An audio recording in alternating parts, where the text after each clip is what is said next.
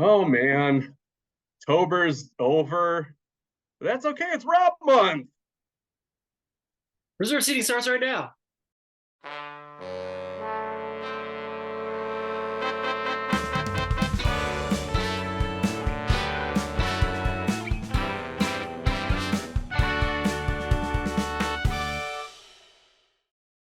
So we are here. It is November, what you call it, 2nd. If Yes. you're watching this on opening day. Don't say opening day yet. I'm too. It's the wound is still too fresh. But I heard that they just canceled the World Series this year because it's Oh, like, what's sweet. the point? What's the Right. There's point? really no reason. Yeah, Phillies aren't in it. There's no reason to play it. But we are here to talk about Rob's favorite movies this month. And we are going to start with Terminator 2 Judgment Day from 1991, of course. Yeah, I was lucky enough to see it in a theater again around July 4th, and it made me fall in love with the movie. Not that I ever fell out of love with the movie, but it made me fall that much deeper in love with the movie again. The movie is an incredibly important part of my personal history. If you've been reading the site for a while, or if you've read any of my stuff in the past, you might have heard this story already. But my grandfather in the early '80s opened the first chain of mom and pop video stores in Philadelphia. And Nice. that's how my parents met. My dad worked in distribution for the stores and hired my mom and her best friend to come work in one of the stores. And that's how they met. And growing up, most of my movie watching came from copies of my grandfather's rental tapes.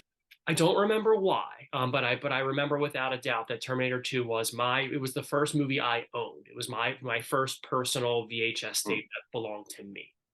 So this movie was an enormous deal for me for a lot of reasons. I didn't see Terminator 1984, the original, before seeing Terminator 2. I kind of just bought in. I was 9 years old when the movie came out, so like I just hooked into the marketing. So Yeah. like by the time that the movie came out July 4th weekend, it was like the quintessential, like this is the huge movie, you have to go see it. Mhm. Um Everything on TV that I was watching, there were commercials for it. I just like couldn't wait to see it. And I was sort of an Arnold fan, but I started with him with the comedies. So Right. like Twins and Kindergarten Cop were sort of my entry points to Arnold Schwarzenegger, and then I saw a little bit of Total Recall on cable and stuff like that. But Terminator 2 was like the real big like kind of action introduction to Arnold Schwarzenegger for me. It was the first movie that my parents let me see in theaters with them that was R-rated. It was, which is a huge deal because after that, and I love my parents for this, 90% of the rest of the R-rated movies to follow, they were just like, sure. And my mom still teases me that I said after seeing the movie, I wanted to get my hair cut like Edward Furlong, even though I didn't really have the hair for it. It was more curly, but anyways. And I miss this. Like it had such a life outside of seeing it in a theater where like there were baseball cards Right. for it. There was comic books. There was video games. This was the first CD that I owned was the Terminator 2 score, and I was disappointed because I thought You Could Be Mine would be on there, and it was not. And I even saw on the back that You Could Be Mine is not on there, but I'm just like, it's a hidden track. It's probably in the back. I mean, like I was a fool for T2. And this was such a like I mentioned, it was a gateway movie for me with like Yeah. R-rated movies and then also with just action movies. Like I was all in on anything Schwarzenegger, Stallone, Seagal, Van Damme, Snipes, and it all kind of started with T2. What I found really audacious about this movie, watching it again today, was one, it's a sequel that shouldn't work because the first movie is a closed loop, right? Obviously, so like literally within the logic of the world of the first movie, they're like, it doesn't matter. Oh no, there's another Terminator. Yeah. And this is also a really great example of I don't know what kind of term you would use to sort of codify this, but I think of like Star Wars and Empire Strikes Back, and we always talk about sort of, well, Empire's like the better movie maybe, but like you need the first Star Wars to set that up. They work in tandem. You need Mm. the first one.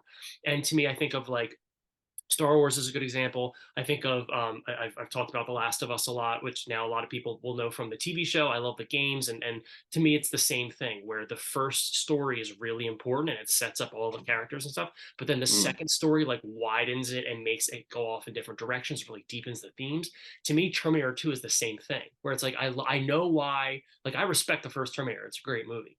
But yeah. like Terminator 2 is so much more important to me because it's so much, it takes that premise and really just and builds something entirely new out of it, which, to me is like we'll get into this, I'm sure, but the sort of reassertion of the family unit, the idea of the mom, not to be like sort of binary about it, but like the mom, the dad, the kid, and how Yeah. they, to keep their family together. I don't know if it's my favorite action movie of the 90s anymore. It might be number two after Speed, Speed. but I think it's the best one. Oh, sure. And the thing that I will say that I don't think is said often enough is it's really testament to how great James Cameron is as a storyteller. And I think that he gets derided unfairly about his scripts because of dialogue when you're ignoring the storytelling and also how good the characters are. Like, there's no paper characters in any of his movies. Um, and I always felt like Terminator 2 is sort of, if he had the experience to do this in 1984, he would have done it in 1984. Right. But like, he needed the extra 7 years for technology to catch up to his imagination, and then also just for him to like gain the confidence, expertise that he picked up along the way on Aliens and on The Abyss. This. And is this so? Because this is one of your favorite movies, obviously it's your favorite James Cameron movie. Oh, easily. Yeah. I think this is like always back and forth for me with Aliens. Like Yeah. Aliens has like really grown for me. But he's so smart about how to reinvent movies. Like, and it's so simple. It's like, well, you got Alien, and it's like, what if there was a lot of them?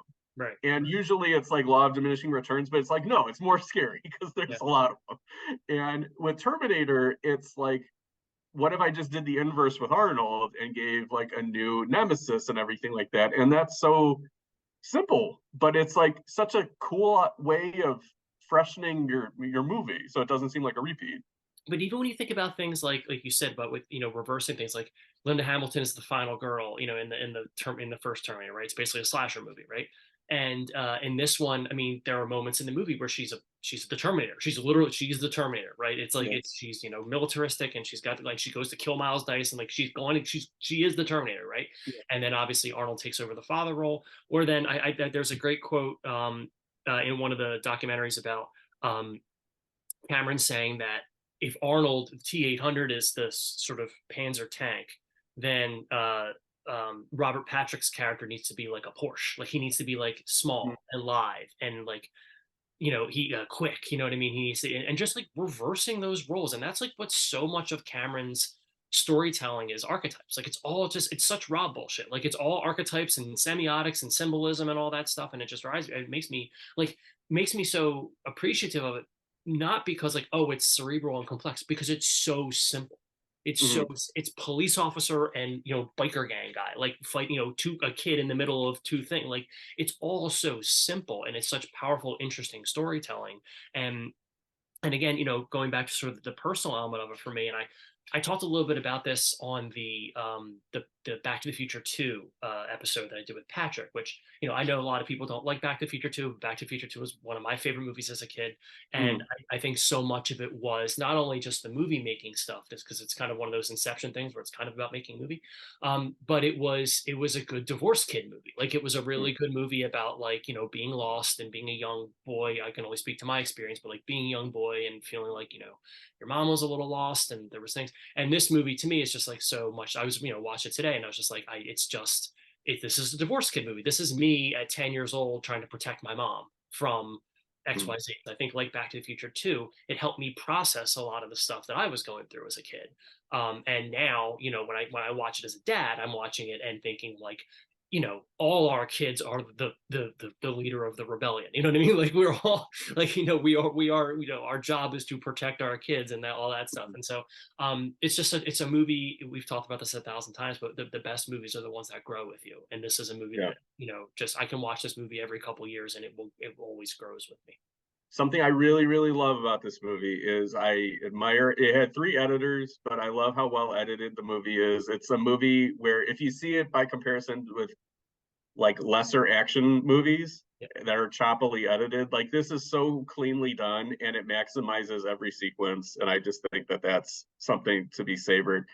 The only thing I don't like about this movie is sometimes it gives me a bit of a headache because of face trauma. There's so many like people being thrown face first into beams and stuff. And for some reason, it's so visceral with the sound. One of the things that's also great about this movie is the sound design. Just like how the little like pew, pew, pew, Yep. like thing with like the gas Mhm. cannons coming on and stuff. Like just it's wonderful. You and I are not gun people at all, No, not at but all.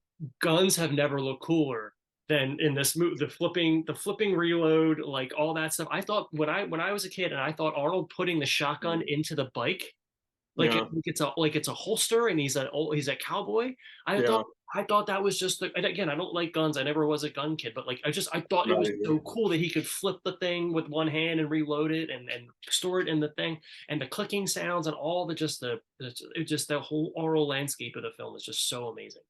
I love too that over the years, without advertising it, Cameron's sort of gone back and cleaned up a few of like the obvious stunt double Yeah. stuff. That's pretty There's nice. still some. I watched my Blu-ray, and it's Yeah, still you still notice a a little bit, little but bit not nearly like the big one was him jumping off of off the and you can ramp clearly onto tell it's into the canal. Yeah. yeah.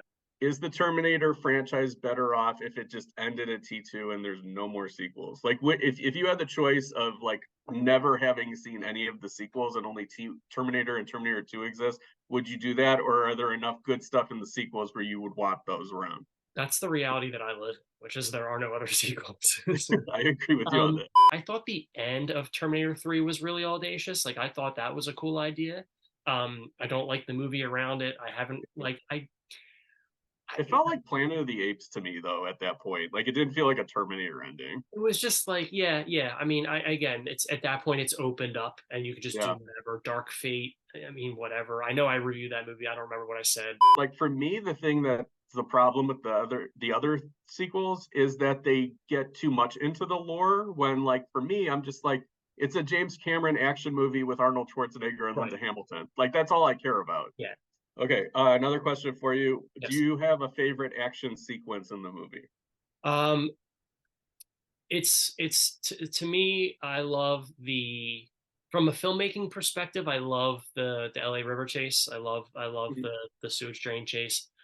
From a technological standpoint, or just like a holy hell, I love the helicopter chase at the end toward the steel That's my factory. favorite. Yeah, Yeah, yeah. that's probably the most like that's just Cameron just like showing off really at that point. That's the thing I love about Cameron, and he did this in Aliens, and is the double endings, basically like the double climaxes. And I mean, his wives must be really lucky. On vacations after Terminator 2 came out, one of my favorite pastimes on pool days at the hotel was to jump into the hot tub and pretend I was melting T1000. It was either that or Jack Napier falling in the vat of acid in Speaking Batman.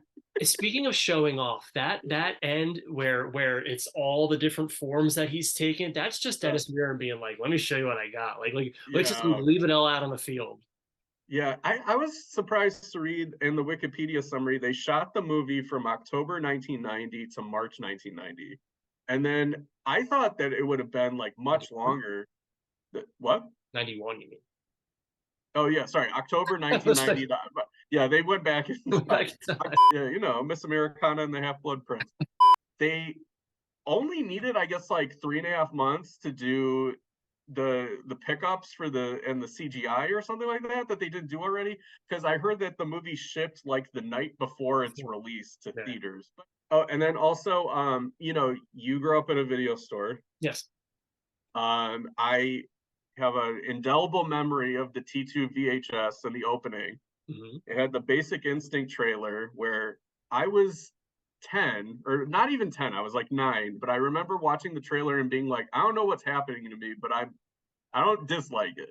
And then also there was an ad for like buying the previously viewed cassette of Ah, Terminator 2. Do you remember that? I remember. Where it's I don't like a remember that ad, but I remember those kinds of ads. yeah, it's like a family on the couch, and the dad keeps trying to rewind it for like the special effects, like mirror and stuff. And then the wife gets mad and she takes the remote from him and throws it in a fish tank. All right, Arnold. And then also, I watched the VHS retailer promo for Terminator 2, which I highly recommend. Of course you It's got Robert Patrick in character as the T-1000 telling VHS retailers what packages to buy. So, Rob, you run a video store in this imaginary situation. I Do do. you get the T16? Do you get the T15 pack, Okay. which is 12 units of T2 and 3 units of Live Entertainment's other December release, Drop Dead Fred? Okay. And it comes with the T2 sweatshirt, a T2 hat, and T2 sunglasses? Or do you go up for the T20, which is 16 T2s, 4 Drop Dead Freds, the aforementioned clothes and hats and everything like that, but you get an extra bonus copy of T2?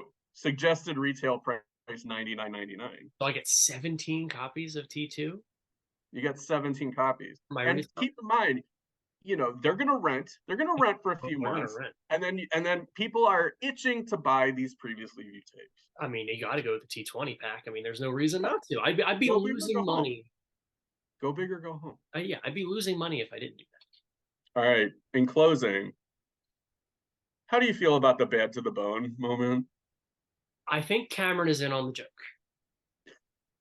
I don't know if he is, but that kind of makes me like Cameron more if he's not. Exactly. And so either way, I'm okay with it. So, Rob, which of your favorite movies are we talking about next week? Next week we're gonna jump ahead 10 years. Actually, we're gonna jump ahead Yeah. 10 years. We're gonna talk. All right, Arnold. We're gonna talk about my favorite film from my favorite filmmaker, and that is David Lynch's Mulholland Drive. So I'm until excited. next time. Hasta la vista, seats.